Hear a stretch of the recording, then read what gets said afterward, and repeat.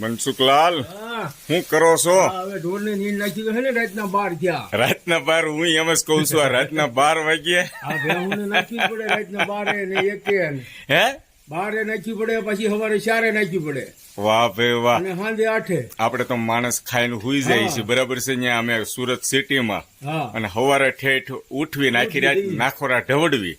અને અહીંયા તમે ઢોરનું એટલું બધું ધ્યાન રાખો તો ચોખ્ખું દૂધ ખાવા મળે. હો મનસુખલાલ, નકર તો શું મળે? હે નકર ન્યા ગાભણ તો શું કરી દે?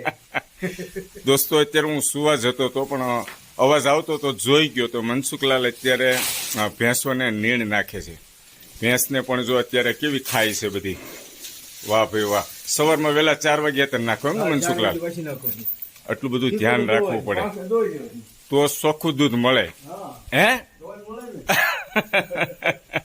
નકર તો શું રે? હા પછી 5 દોઈ લેવાય.